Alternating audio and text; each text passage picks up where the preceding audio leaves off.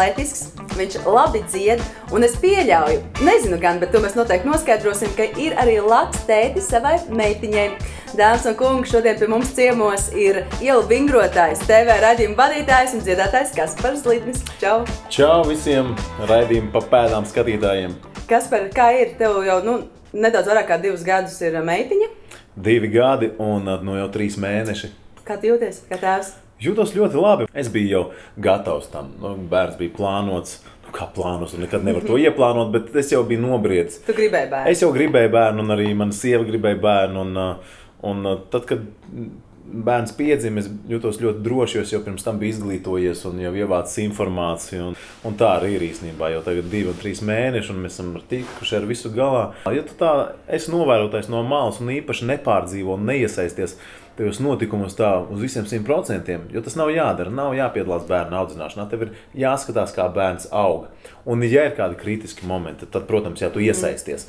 Principā tev vienkārši jāmainās līdzi, jābūt elastīgam, un tas ir tas, ko es sev visu laiku iestāstu. Kaspar, arī tad, kad Luīzai parādīsies pirmie brūtgāni, atceries, ko tu tad stāstīji, ka tu būsi elastīgs. Es tagad jau sāku pieņemt to, ka labi, tiem čaļiem nevajadzēs gluži varbūt 60 reizes atspiesties balstā guļus, bet 20 vajadzēs 100 punktu.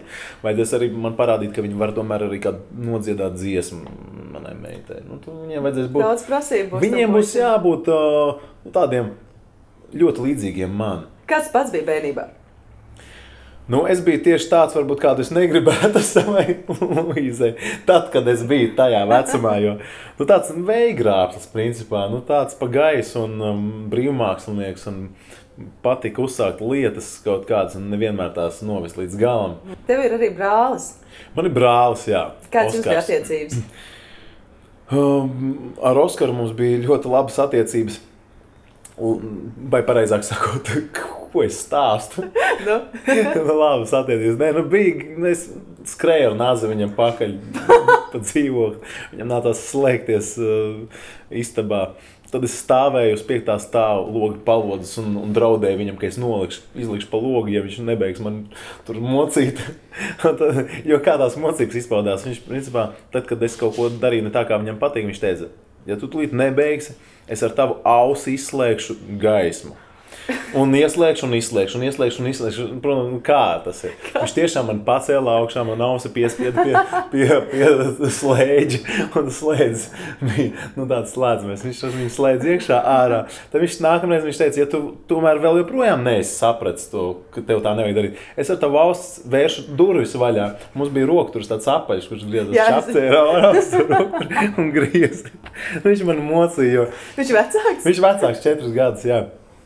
Es viņam krītu uz nerviem, mēs dzīvojām vienā istabā.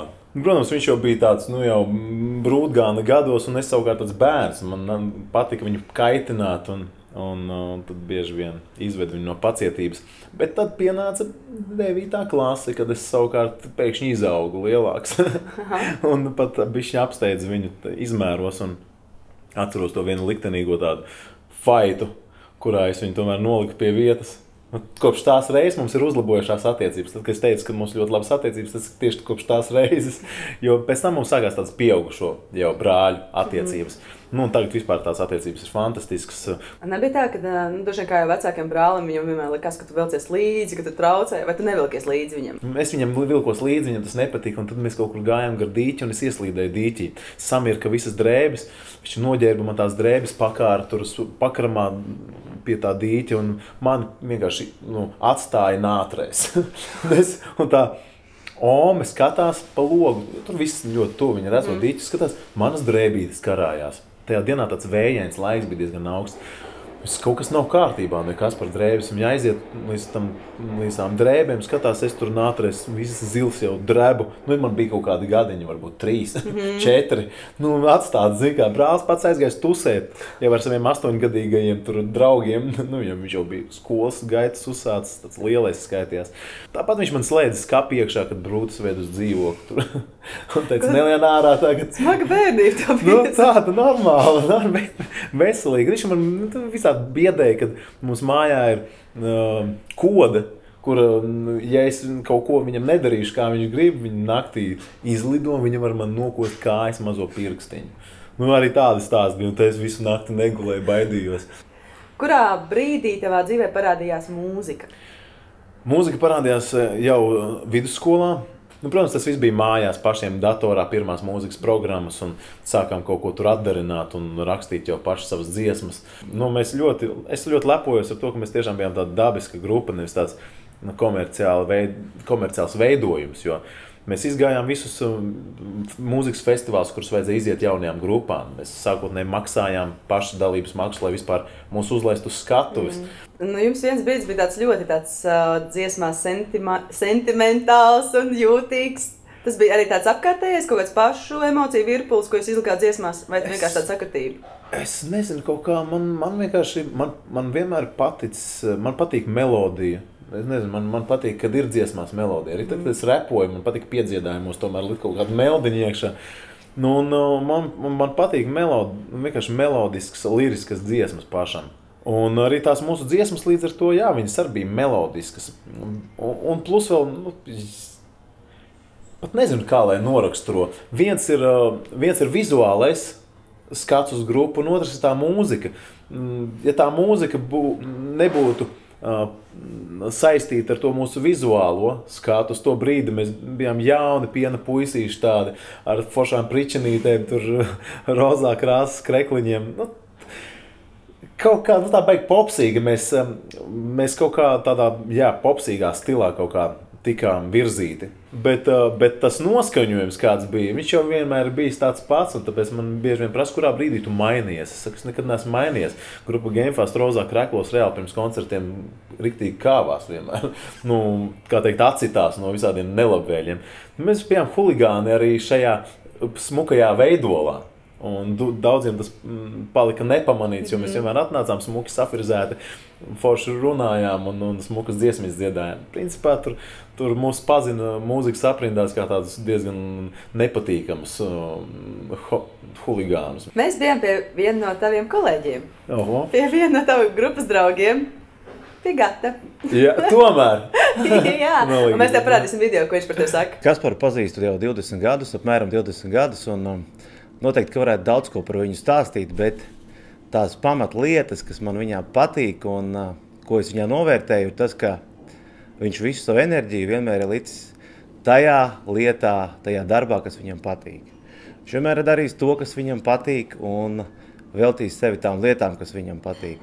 Viņš īstenībā ir diezgan traks, es pat teiktu tāds savveids draiskulis un huligāns.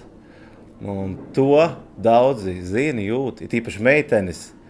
Un tā ir viņa noteikti pozitīvā īpašība, ka viņš dara to, kas viņam patīk un dzīvo saskaņā ar savām sajūtām. Mūsu draudzībai tāds viens apstiprinājums bija labs, tas, ka mēs braucām 18. novembrī no Salūta un bija pilns autobus ar cilvēkiem. Pilns piebāsts, tā kā tādas siļķis mucā.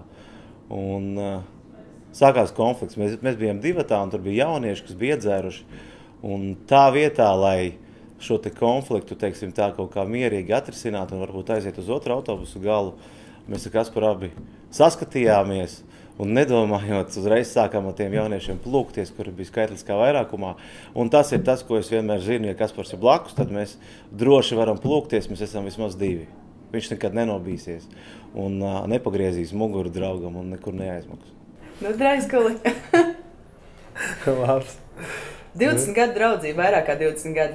Jā, nu, Gatu es varu saukt tiešām par draugu, jo ir tādi, kā teikt, konceptuālie draugi, kuri nāk un iet atkarībā no tā, kādā jomā tu konkrēti darbojies. Gatas ir tas draugs cauri laikam. Kas tur ir tā meitene? Joprojām tev tas grupas līdera Šarps nospēlē? Es nesaprotu, par ko Gatas runājums. Jā? Kā bija grupas laikā? Bija uzmanība? Meitenēm grupīs. Zini kā, man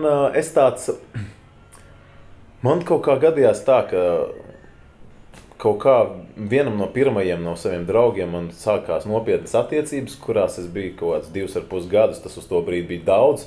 Nu, pabeidz vidusskolu un tev pēkšņi 2,5 gadu attiecības nopietnas.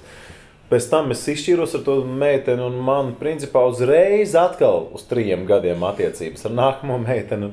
Bet tajā laikā visi man biedri bija brīvi. Tusiņi, disenes, nakts ballītes, koncerti un tā tālāk. Bet tad man ir attiecības, man tur mājās, man tur tā. Un es ļoti uzticīgs tāds pilsonis. Un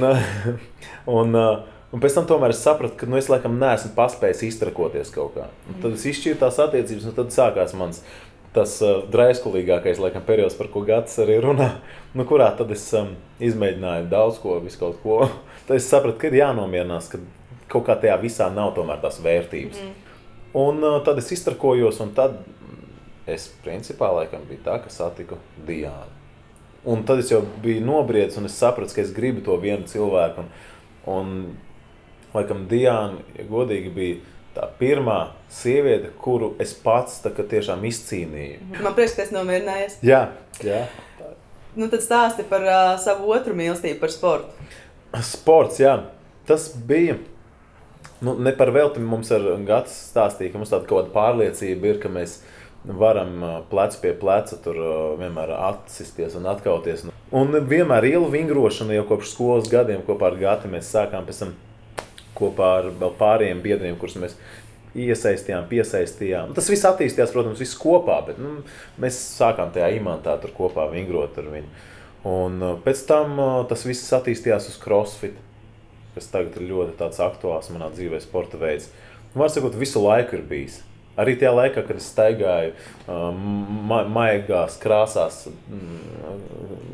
drēbēs, arī tad es biju Saka, ka ir rozā krēklā, arī tad es biju sportists. Mēs bijām pie viena no taviem crossfit biedriem.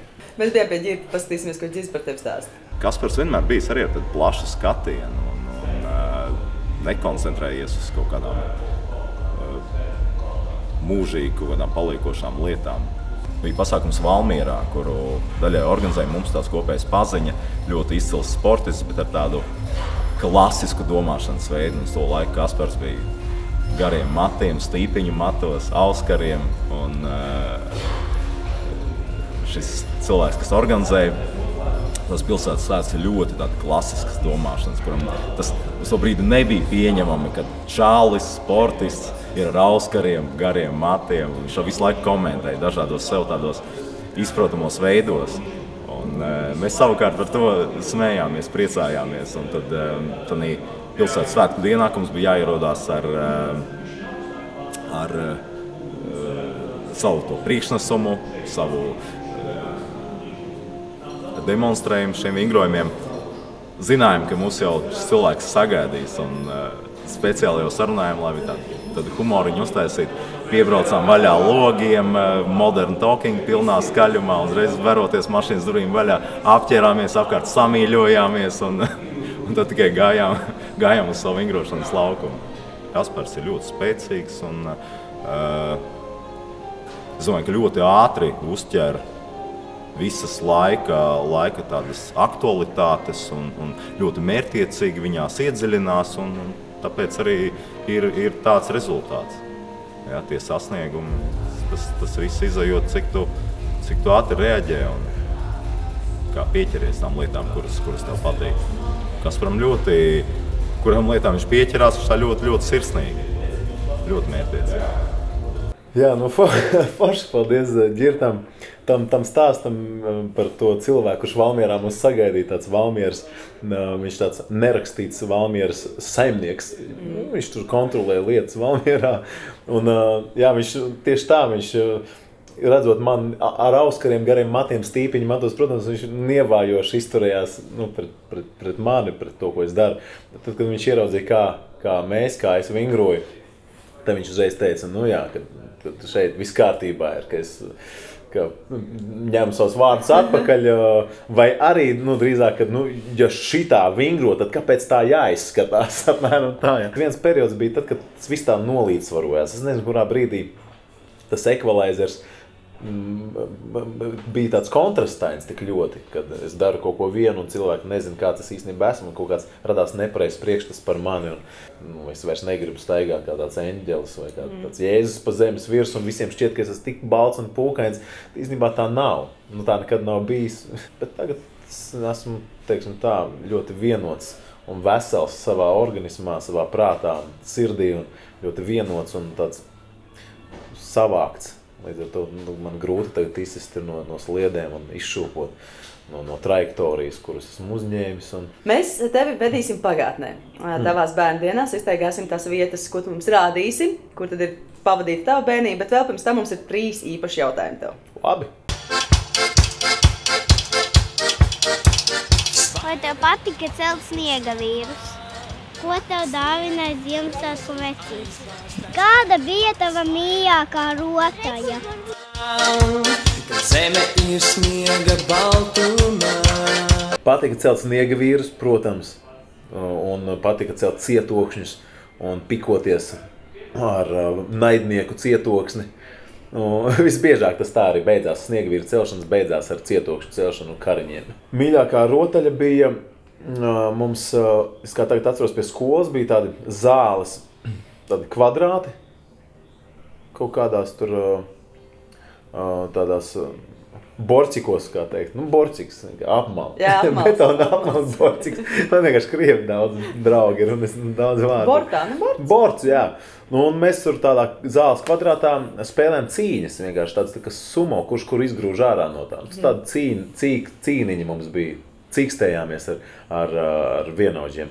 Un tagad atklāja, ko tev nesa Ziemassvētku vecītes. Ziemassvētku vecītes man bija ļoti dāsns. Un tāpēc, kad man dzīvoja Amerikā radi, tie Amerikas radi kaut kāda saistība viņiem bija ar to Ziemassvētku vecīti. Viņi kaut kā viņam nodeva tās mantas, un tas Ziemassvētku vecītes man tad nes tās mantas, un tur bija visādi korona tie krītiņi vai korolu krītiņi. Jā, kas bija. Toreiz viņi šeit nebija atrodami, bet jau Amerikā viņi bija. Man bija tie krītiņi, man bija arī visādi drēbes stilīgas, kuras šeit nebija vispār pieejamas. Un tad man no Amerikas veida. Un tad arī visādas rotaļlietas. Un ļoti dāsnas Ziemassvētku vecītes. Viņš nesa visu kaut ko. Un es atceros, ka diezgan intensīvi visu to Ziemassvētku periodu. Katru rītu man kaut kas bija zem egles, un mēs ar brāli vienmēr gājām no rīta, jau nesagaidījuši to rītausmu. Vecāki vēl guļ, un mēs jau pamodušies, mēs jau ejam zem tās egles. Un egli vienmēr vecāku istabā bija izgaismota, visu caur nakti, mazās tās gaismiņas spiediet, tu ej, paver durvis, skaties, ir kaut kāda paciņa. Aiztais atkal durvis, ej gulēt, mierīgi sirdi prātu ej gulēt, jo zini, ka ir. Un tad tu no rīta pēc tam atkal mosties, un jā, tu jau zini, ka tev tur būs. Tās atmiņas ir siltas par to, ka tās dāvanas tur bija. Ko, mēs esam gatavi doties ceļā, un tad pastāst mums bišķiņā, kur mēs dosimies. Mēs dosimies uz manu bērnības rajonu, Imanta. No sākuma man šķiet uz Imantu 2 vai 3. Tā ir pirmā dzīves vieta, kuras dzīvojam. Pēc tam mēs dosimies uz Imantu 5, kas ir autobusu galiņš. Tur klāt netāli ir Zolitūde. Tur arī mana skola, Rīgas Imantas vidusskola, kur es mācījos. Turpat ir arī ielu vingrošanas laukums, kur es aizvedīšu jūs. Un turpat būs arī mešs, kas man ļoti asociējās ar bērnību, jo mēs daudz tur gan pārgājienus taisījām, gan skrējām, gan slēpojām, gan ar ragavām kamaniņu nobraucienus taisījām. Man sakot, tas būs mans rajons, un tā būs ekskursija uz Imantu. Ko dodamies uz Imantu? Laižam. Aiziet.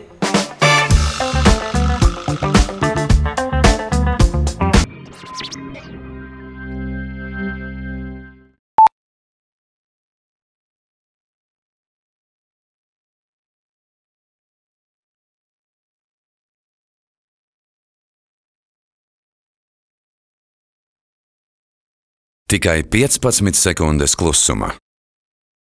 Tu sadzirdēsi ar sirdi, kura no radiostacijām ir tava, vispiemērotākā. Izvēlies vienu no 7 akciju sabiedrības Radio SVH stacijām.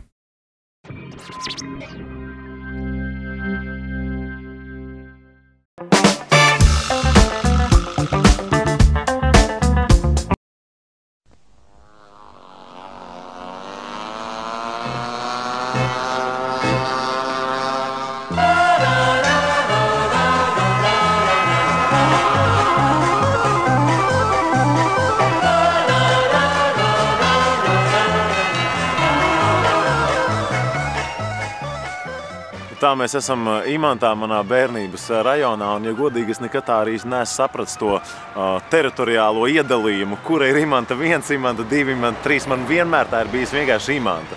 Bet man šķiet, ka šeit ir vai 2 vai 3. Un tā ir arī mana pati pirmā vieta, kur es vispār apzinos savu eksistenci. Un, jā, mēs tagad iesim tieši apskatīt to māju un to Poģiezdu, kā mēs saucām bērnībā, kurā es arī dzīvoju. Ejam.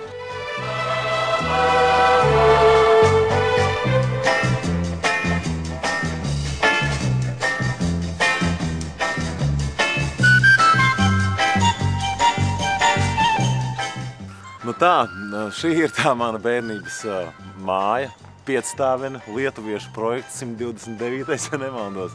Un tā bija kāpņu telpa. Mēs viņus mēdzām dēvēt par Poģiezdu.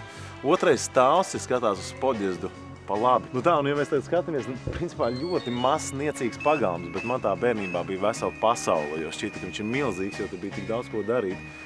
Tagad arī, protams, te ir tā labi iekārtots, kas ir tāda labā ziņa, jo kādreiz bija diezgan aizaudzis krūmi un bija tā, ka mēs pat varējām laikam tur noslēpties aiz krūmiem tajā pusē un vecāki pa logiem mūs pat neredzēja, ko mēs tur darījām un kādu blēņas darījām, bet darījām mēs visu kaut ko, gan iepazinām pretējos dzīmumus jau bērndārza vecumā, zini kā spēlējot dakterus un pacientus, un tāpat mēs arī tur uzpīpējām pirmo kā teikt, smilgu, jo toreiz jau atradu, kas auga, to arī mēģināju smēķēt. Es atceros, ka šeit tagad stāv te Audi un visādi Mazdas un Mitsubishi, ja. Toreiz stāvēja pašā Žigulīši, Zaporožici un Moskviči. 9. Žiguls, starp citu, bija nenormāli krūts. Manam tētim bija 6. un mums laikam šķita, ka nav tik stilīgs kā 9. Žiguls. Un tad mana lielākā blēņa no bērnības šajā pagalmā bija tā, ka mēs ar vienu puiku, Marks, viņš dzīvoja pirmajā stāvā, ja nemaldos, tāds ruts puika. Mēs paņēmām atslēgas vienkārši visām tām mašīnām pēc kārtas gājām, vienkārši skrāpējām sānus. Un tad bija visu kaimiņu kopsapulce jau nākamajā dienā, jo vajadzēja atrast vainīgu, un, protams, ka tos vainīgos diezgan ātri atrada, jo kurš vēl to varēja izdarīt, ja mēs. Maniem vecākiem, es nezinu, kā tas beidzās, vai viņiem nācās šķirties no paprāvas naudas, žūksts, bet, dzīvi mēs esam. Bet varbūt arī tāpēc mēs vairs šeit nedzīvojam pēc tam. Jā, vispār saucot šīs par savām bērnības mājām un rajonu, var rasties tāds pārpratums, jo principā jau es sevi saucu par tādu Latgales puiku. Un savu tādu lielāko daļu bērnības tomēr atceros no Kārsavas, kas bija 300 km prom no Rīgas, jo visas vasaras un arī vispār arī bērndārza laiku es principā pavadīju tur. Un visi tie izteiksmīgākie un tādi vēl spilgtākie stāsti, protams, saistīti ir arī ar to pusi. Bet šī bija vieta, kur es dzīvoju tieši tādā bērndārza laikā, bet laikam tajā bērndārza sezonā. Tad tajā dzīvoklī mēs dzīvojam māma, tētis, vecais tēvs, es un brālis. Tur bija 2 istabas, un mēs dalījām ar veco tēvu un ar brāli vienu istabu. Tas jau ir jautri, ja, tādās 3 paudzēs. Mēs dzīvojam vienā mazā dzīvoklītī, un tur, protams, mēģinājām sadalīt visu, ko nevar sadalīt, un sadzīvot kaut kā kopā.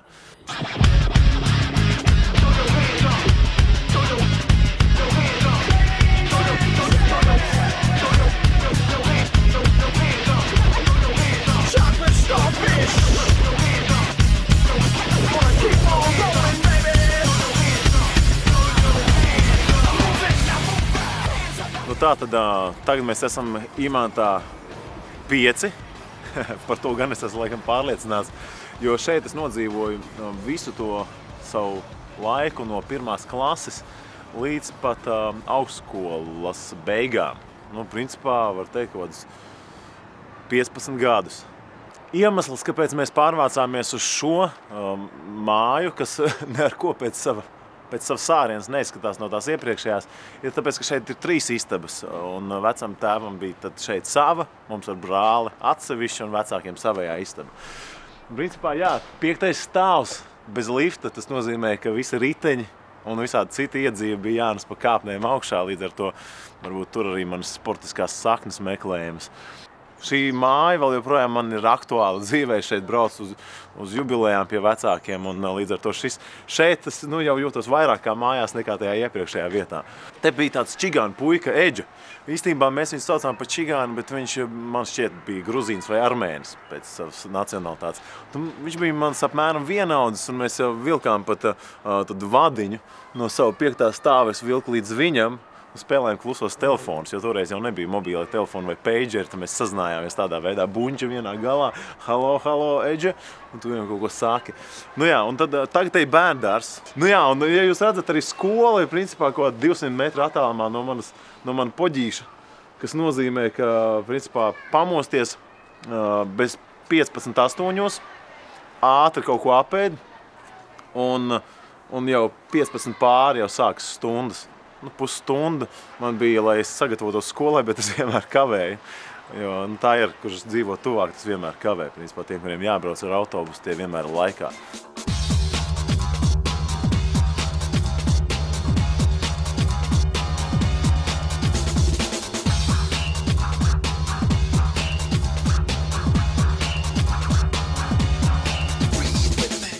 Rīgas Imantas vidusskola.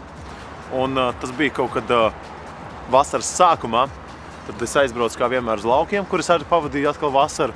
Un atbraucot atpakaļ gāju skatīties šeit uz skatu logu pirmajā stāvā. Vienmēr uzliek tos pirmklasniekus, kuri sāk mācības šajā skolā. Un es gāju, meklēju sev vārdu un atradu tur Kaspars Zlīdnis. Un, tā arī 12 gadus šeit nomācījās gan sākumskolu, gan pamatskolu, gan vidusskolu. Šeit ir bijis arī dažādi interesanti stāsti, jo tajā laikā, kad es mācījos, tad jau tās Imantas skolas, latviešu un krievu skolas karoja savā starpā. Tāpat bija arī Zolitūda, kas ir tur tālāk aiz dzelzceļa sliedēm, un tad arī Imantas un Zolitūdas skolas karoja savā starpā. Tā kā rāda diezgan tādās brutālās filmās. Nāca ar ķēdēm, ar darbmācības stundās virpotām nūjām un ar aptītām, ar binti rokām. Bet vienreiz te bija baigais mahačs. Šeit, tieši šajā platformā atnāca čaļi no Zolitūdas un gribēja mums kaut ko pārmācīt. Bet izdevās viņiem arī, jo viņi bija tur kaut 20, mēs bijām kaut 5. Tagad jūs domāsiet, šie stāsti, ja tur 5 tika galā ar 20. Netikām mēs galā, mēs knapi tikām sveikā cauri, iebeigām skolā iekšā, dežurants aizslēdz durvis, tie čaļi paņēmuši kaut kādas akmeņus, izdauzīja tos stikla vitrīnas logus, saucām policiju un tā tālāk. Bija tādi arī stāsti. Bet, kā redzams, dzīvi sveiki un veseli palikuši. Bet savukārt par mūziku, ja runājam, tad arī mūzika manā dzīvē dzima tieši šajā skolā, jo katrā skolā ir radio mezgls, un šajā skolā radio mezglu pārvaldījām mēs. Mēs bijām gan DJ, gan pārvaldījām skaņu aparatūru, un kad vajadzēja organizēt diskotēkas skolā, tad mēs vienmēr bijām tie galvenie organizatori.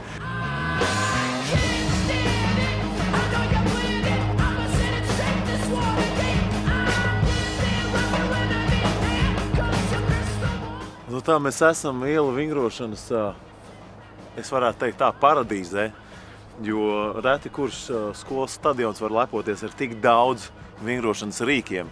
Un šeit arī, nebaidīšos teikt, dzīvo Latvijas ielu vingrošanas sporta biedrība un ielu vingrošanas kustība vispār Latvijā. Un šis tieši stienis, tā ir rastāts nemazums sviedru, jo te es, varu teikt, kad 5 gadus intensīvi novingroju, mācoties visas tās kustības, ko es māku, un kas arī pārsteidz daudzus.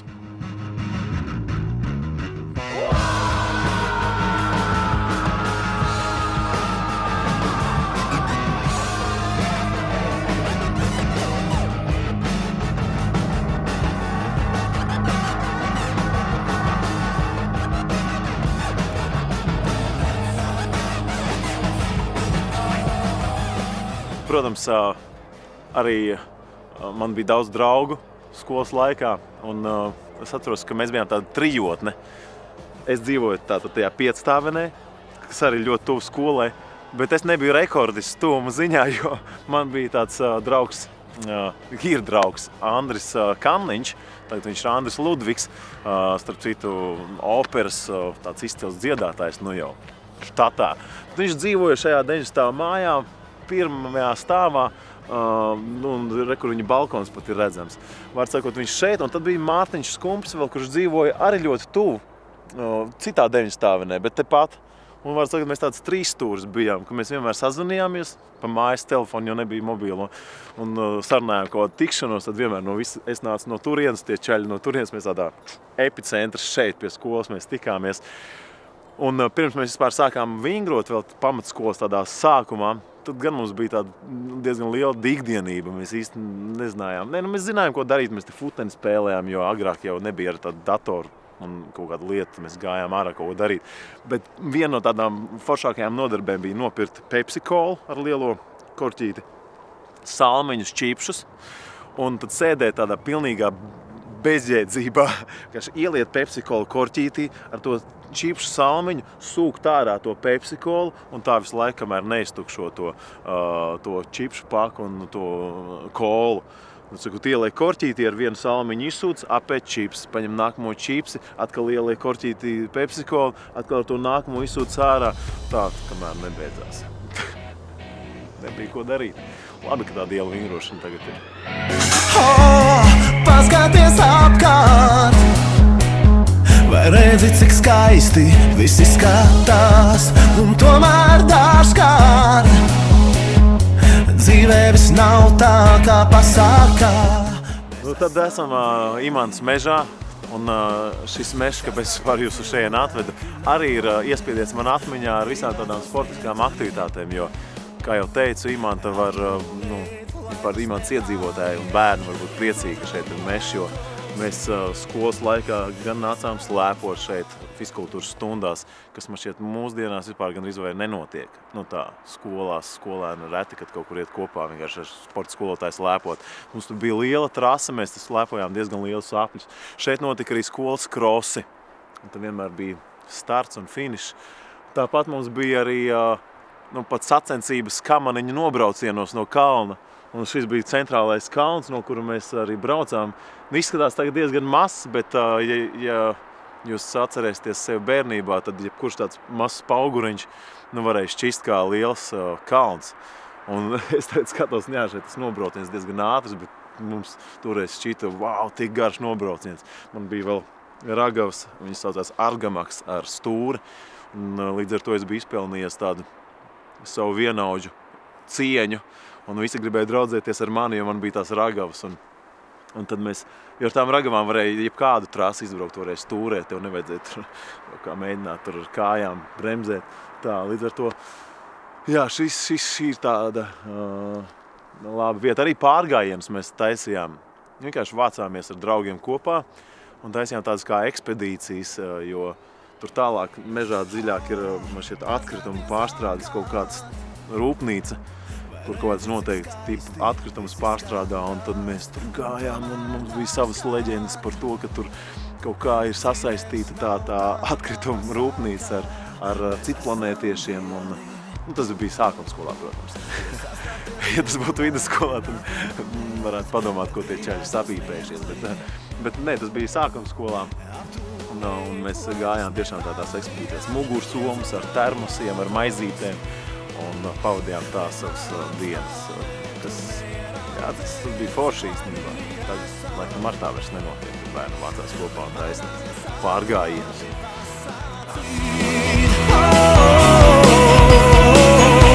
Cik laimīgi esam, laimīgi esam, laimīgi. Pamosties sapnī, vai redzi, cik skaisti visi skatās.